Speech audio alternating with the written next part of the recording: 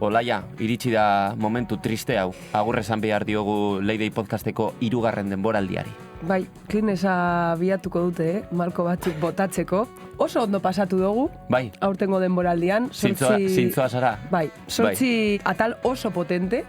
Dagoz ikusgai eta entzungai YouTubeko Gazteako kanalean eta EITB podcasteko plataforman eta baita Spotify. Bai. Beraz, baten bat galdu badozue, ara jo dezakezue.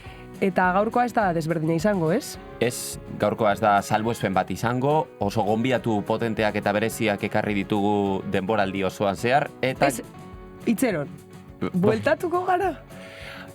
Batek daki. Oraindik ez dakigu, ez? Nik atea erdi irekita utziko dut. Vale. Eta... amaiera izan daiteke, ala urtean bueltatuko gara barriro, ez? Izango da fijo 3. denboraldiko azkenengo atala hori seguro baiet. Nor dator gaur? Nor datorren gaur? Ba, gaur Arione Ochoa izango dugu Leidei podcastean, así que gozatu Leidei podcasteko 3. denboraldiko azkenengo atala Arione Ochoarekin. Agur! Kriston nivela ala zarautzen, eta asko notatzea danak uretan gaudenean, bata bestia idemo guztian pikatzen bezala da... Eta batian, jendia hasi zen ikusten, kontenido gehiago egin, Ba, lortzeko zoze da, bilak finalian egotia da, eta bilak podiuman batia. Pertsona bat nahi duela disfrutatu bizitan, egiten duen guziak. Neskakin aztezea beste lagunakin surfeatzen, ez dakize, konpetitibitate hori sortzea da. Hase ginen ordana, eta... Dana deuken, baina itxasua falta zatzaz. Orduan, askatasun itzela motosku. Hor sentitzen az libre benetan. Leide, barealdian, Olaia Elorriaga eta Ander López Lerenak sortzen duten kresaldozia. Bueno, esan bezala, hementxe gaude, gure azken atalean, Ariane Ochoarekin eskerrik asko etortzeagaitik. Bai, placer bat. Bueno, lehenik eta behin, gure gonbidatu guztiei galdetzen diegun galdera, ez? Zelan definituko zenuke zure burua? Ba, pertsona langilea eta laitsua orokorrean, bai. Bi horiekin geldituko nintzateke. Langilea eta laitsua. Positiboa baita ere. Bueno, gure YouTubeko kanalean ikusiko dute Arianek oso kolore bizia ekarri duela podcastera, ez gu bezala, lanean gabiltzalako eta ez daukagolako apenas denborarik surfeatzeko. Bueno, ez dago eguraldi eta olaturik ez daukagolako. Olaturik bez, ez dago azken aldiotan. Lorentzo ere eskutatuta dago, baina Ariane, non ibili zara horren kolore ona izateko? Bai, bilina ez hilabete terdi Australian eta Indonesian, eta bai, ez dugu hainbeste eguraldi honik izan, Australian eguraldi nahiko kaskarra, baina bueno, Indonesian bai izan dugula egunero eguzkia hor, así que bai, orduak sartu ditute uretan, eta bueno, hori da azkenean emaitza.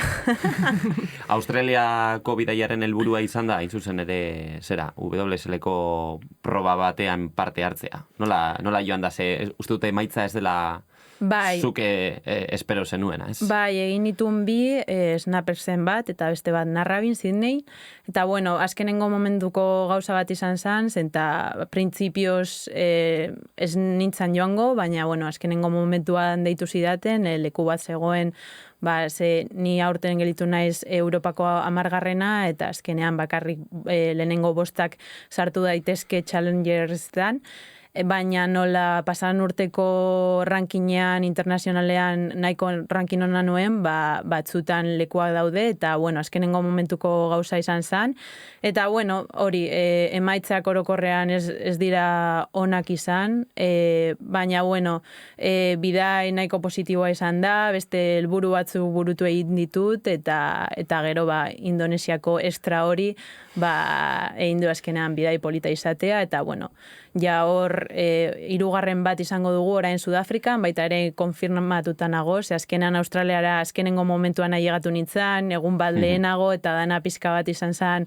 askar, baina, bueno, esperientzia ona beste urte batez. Nola llegatzen da berri hori? Osa, printzipioz ez zaude, baina azkenean izen emateak ikusita bapatean deitzen dizute, edo zelan da kudeaketa hori? Bai, azkenengo momentuko gauza bat izaten da orokorrean, badaude finkoak direna, azkenean kontinenteka bere plaza dituzte, gero dakate setetik jaisten diren neskak, eta gero beste aldetik dakate wildcardrak, eta gero norbaiten falta lesio bat baldin badu, hartzen dute kontuan pasadan urteko rankina.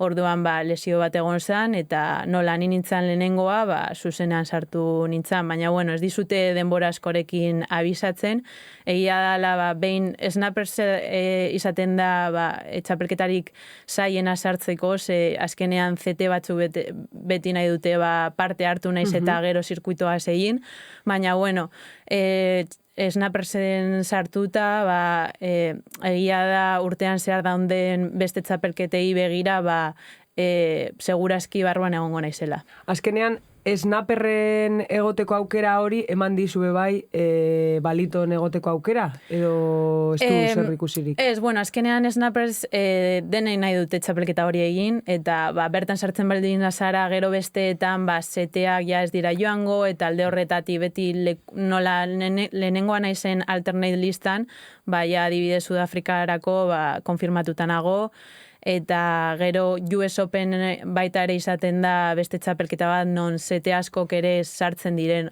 Orduan US-tarako egongo naiz hor itzoiten, baina bestela gero Erizeira eta Sakuareman urte hasieran zurlariek denak apuntatzen dira, eta gero egiten dituzten emaitzen arabera leku gehiago daude.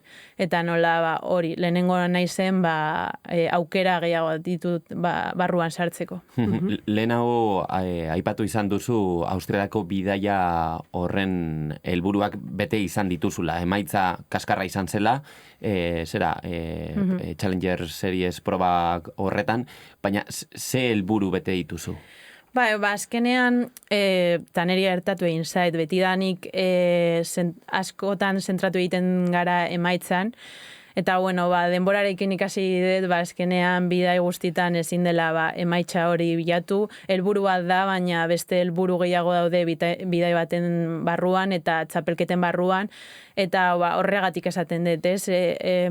Urte hasiera ez da batere erraza izan niretzat, eta azkenean baita ere nire buruarekin helburu desberdina finkatu egin nituen txapelketa horretarako, eta banekien ez nengoela nire euneko eunera fizikoki, psikologikoki, eta azkenean Australiara joatea emaitza perfektu baten bila ez eukan zentsurin, nahiz eta hor egon eta gogoak izan, baita ere euneko eunera egon behar zara, ez?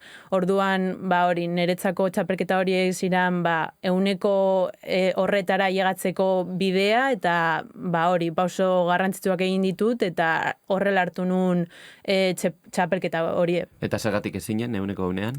Bueno, azkenean, urte honen hasiera helburu batzu nituen, helburu hori nire helburuen barruan eta garrantzitsuenen barruan Puerto Rico ISA World Gamesak ziren, eta bueno, azkenean ez nintzen hor selekzioaren barruan egon, eta hor zaudenean 4 urtez lanean helburu hori betetzeko, eta ikusten zara nola helburu hori jausten dut eta zure eskuetatik joaten den, azkenean hori mentalki gogorra da, eta baita ere, azkenean hori nabaritzen da, eta urte asko daramatzat txapelketetan, eta azkenean motivazio intentsitate hori urtez eramatea eta mantentzea zaila izaten da.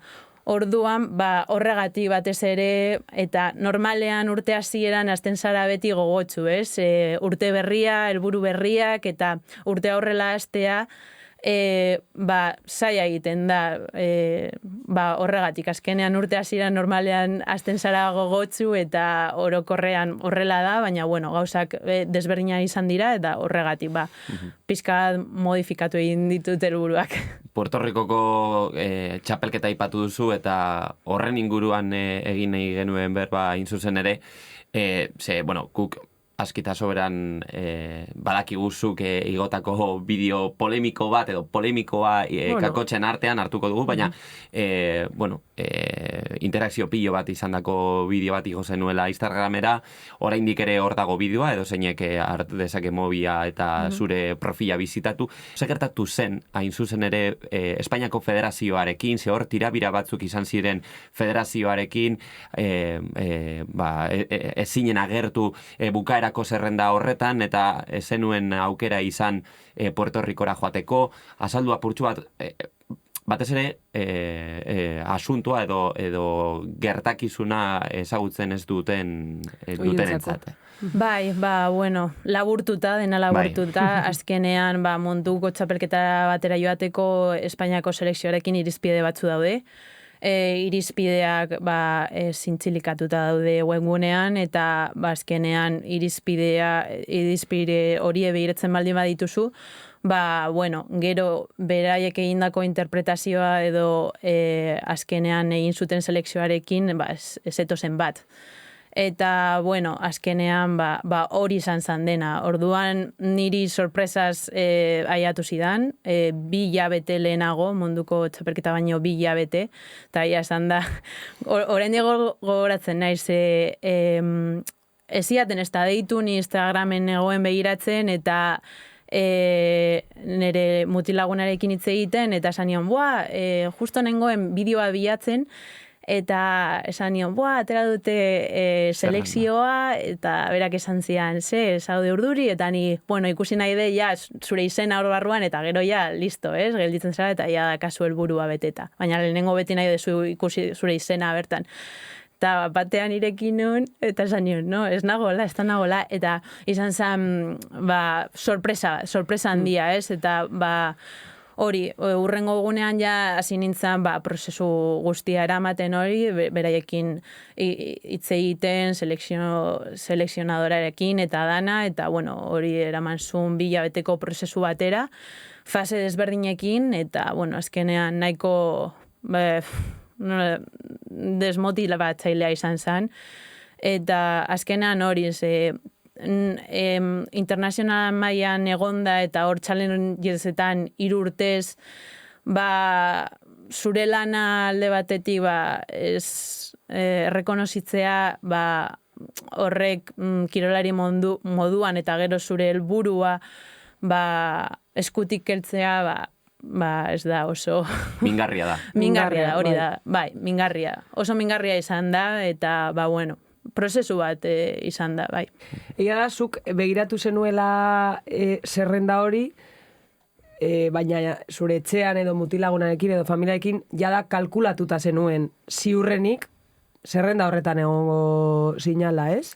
Edo bada subjetiboa, berez? Badaude puntu batzuk, bai. Interpretazioa hori azkenean bere interpretazioa dute, baina niretzat eta zur munduan aritzen diren kirolari askorentzat ez dute zentzurik irizpideak hartzen diren interpretazioak, eta baita ere beste herrialde batzuentzat baita ere irizpide horriekin egindako interpretazioak ez dute zentzurik, baina azkenean ez dugu erabakitzen gu kirolariak eta hor dagoen gauza bada, eta azkenean hori interpretazioak horrela dira.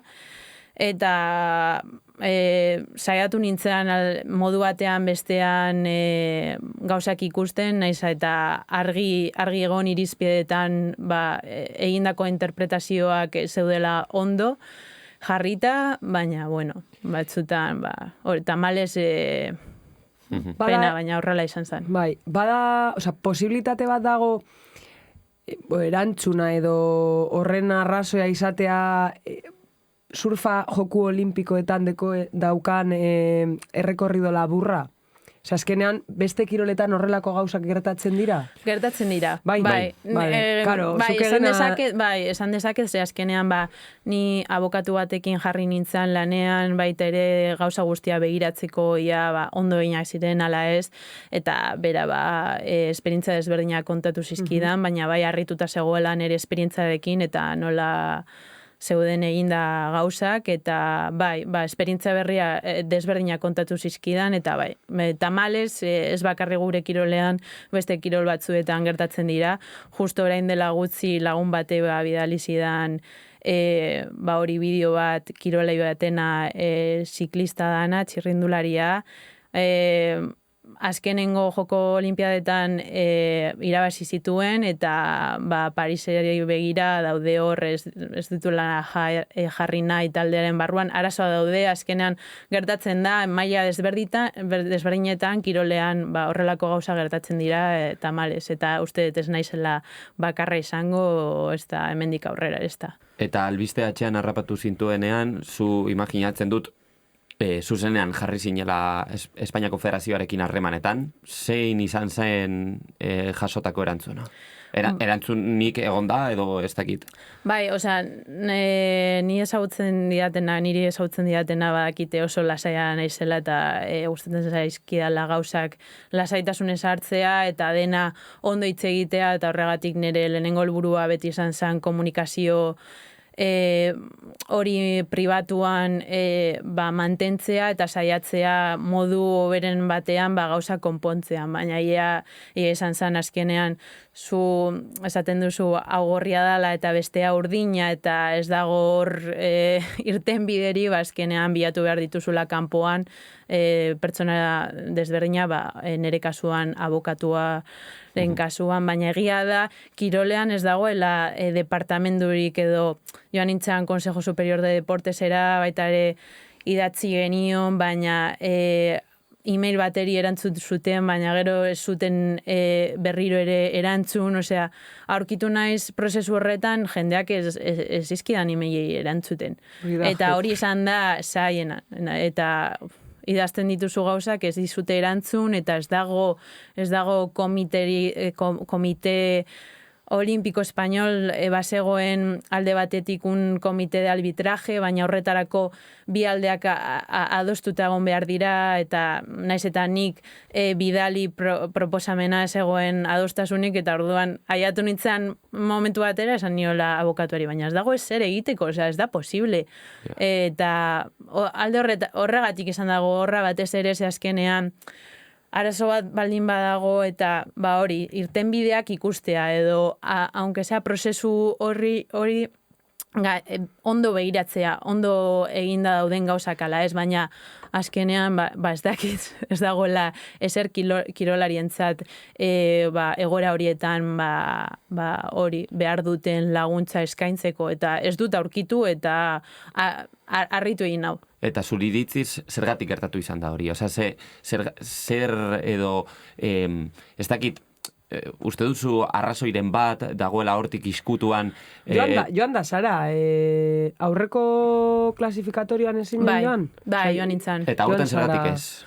Uste dakit, jakin nahi nuke, baina... Baina zure, zergatik uste duzu, edo zein da zure, ez dakit? Imaginatzen dute hausnarketa hori etxan egingo zenuela, ez? Egia esan da, alde horretatik ez diot buelta askorik ematen, osea, ez dakit. Ez dut ezer pentsatu ze izan daitezke mila gauza eta ez dakit egia esan da. Ezke niretzat ez dauka zentzurik horregatik, ezke zaila da erantzun bat aurkitzean on. Ze ni... Naiz eta pasadan urtean ez izan nire urteriko berena azkenean hiru plaza zauden nesken tartean, eta naiz eta nire urteriko berena ez izan ala ere hirun neske horien tartean egon alnintzan arazori gabe. Basikokiz azkenean munduko zirkuitoan momentu horretan bakarri geunden Nadia eta ni ez. Baina beraientzan pisu gehiago zuen Liga Iberdrolak Espainiako mailan edo edo Europako zirkuitoa. Eta hori da, saiatu deguna, kirolariak saiatu deguna hori bultzatzen, ez? Nola izango da garrantzitsuagoa Liga Iberdrola adibidez, gure kasuan, bazkenean txalirrietan aritzen garenak ez daukagu, ezin gara joan edo joaten garen frogetan, ez daukagu ia denborik, ez da gure prioritatea, edo naiz eta baita ere Europa mailan QS-etan, lehenengo challengerretan baldin bazaude hori da zure lehenengo prioritatea, eta gero beti egiten dituzu QS-ak txarton baldin basoaz, baina beti azkenean zure prioritatea goi mailako esango da bai. Horregatik niretzat ez da zentzurik, ez? Bultzatzen ari dezun gauza beko mailak baldin badia errespetuz guztiarekin, baina gauza da bultzatu behar dituzula goiko mailak eta bai, eta zaila da maila horietan egotea. Horregatik azkenean challengersetan bakarri daude 45 neska mundu osoan, horregatik nire ustez pisua eman behar diozu horri, ez? Claro, hausnarketa hori egin behar da bebai, edo nik ala uste dut behintzat, iritsi da momentu bat surfean, non ja markak ari dira pisua galtzen, gero eta diru gutxiago ematen dute kirolariarentzat, eta claro, orain surflariek bilatzen dute babesa hain zuzen ere instituzioetan. Federazioan, bai Espainiako Federazioan eta bai Euskal Herriko Subfederazioan ere bai. Orduan, komenigarria alda federazioarekin mokoka ibiltzea? Nik uste dut bizitzako arlo guztietan ez dela komeni horrelako arazoak inorekin konfrontazio egorak izatea.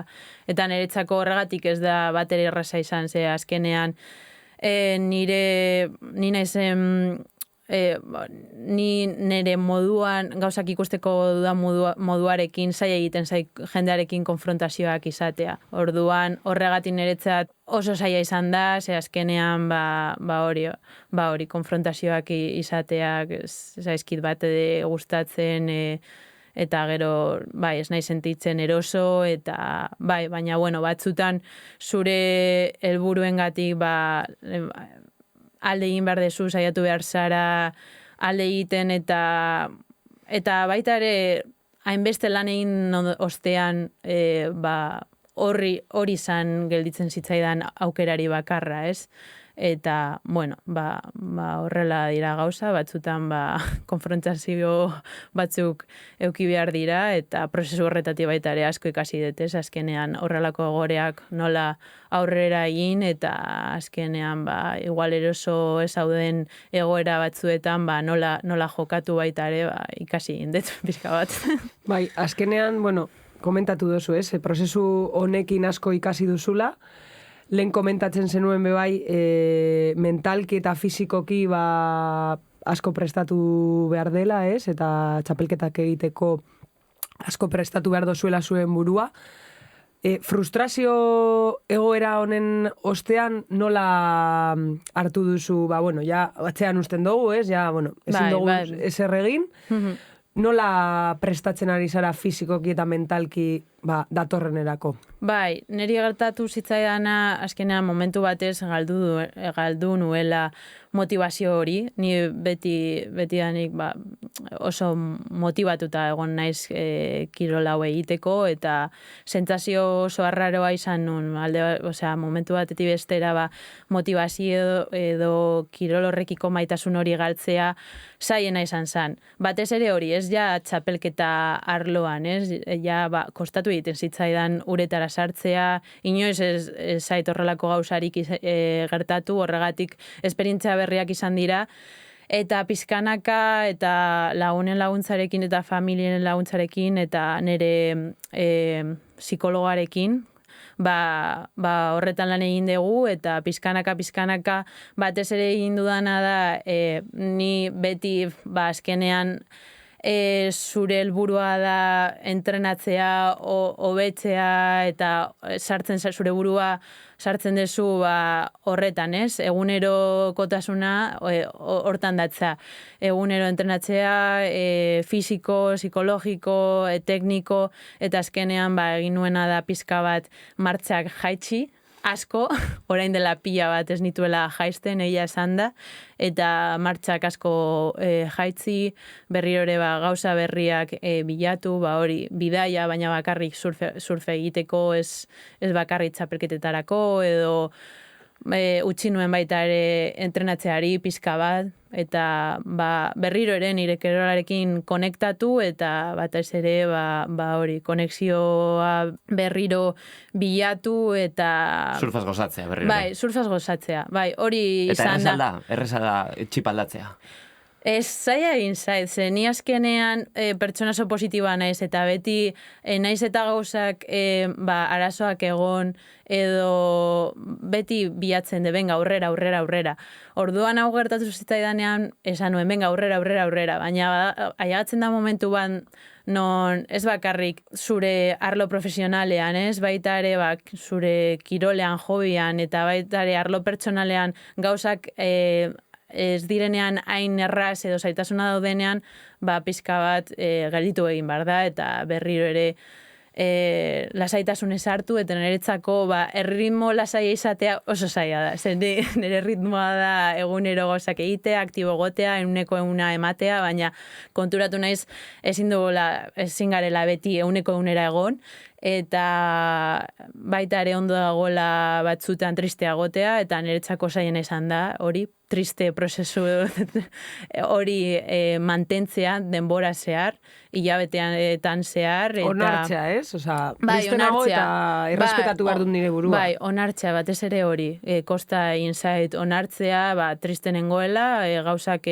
zirela jaten nahi nuen moduan, eta horri buelta ematea. Baina egia da, hilabetea pasata hobekuntza asko egin ditu dela, eta oso pozik nagoela, eta azkenean atzera begiratzen baldin badut hilabete hauek ikusita, asko ikasi dut, eta lesioekin ikasten duzun modura, hau beste motatako lesio bat izan da, nik uste dut ez hain fizikoa, gehiago psikologikoa, eta lesio horretatik ateratzen nago, eta alde horretatik oso pozik nago. Eske guapoa da hau, ze normalean Instagramen ikusten duguna da beste kontu bat, ez? Eta gaur leide dira etorri zaigu barean nahiko biluzik. Hausnarketa potola. Hausnarketa prozesu hori gurekin elkarbanatzeko.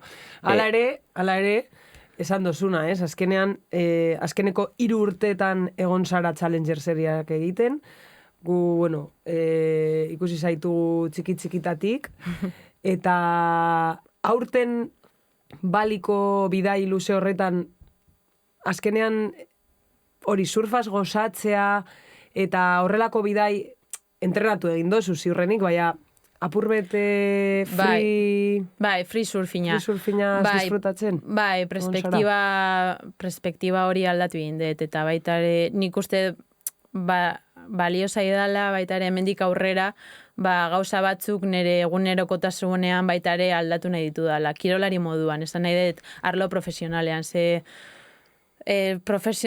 kirol batean profesionala zarenean sartzen zara, hori, entrenamenduak, eta alde batera usten dituzu momentu horiek, free surfina gure kasuan den moduan, gure kirolean.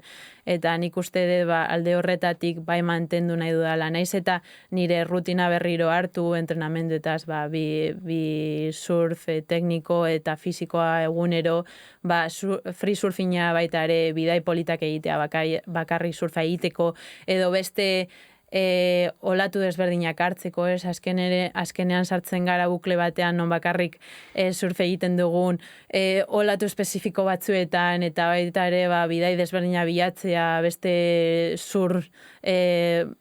surfa modu bat egiteko eta bilatzeko, hori motibatzen didala, eta alde hori zaindu nahi dudala hemendik aurrera, ez? Momentu horiek niretzako ateratzea, eta baita ere nire progresurako, baina beste modu batean, esain fokus izaten dugu moduan.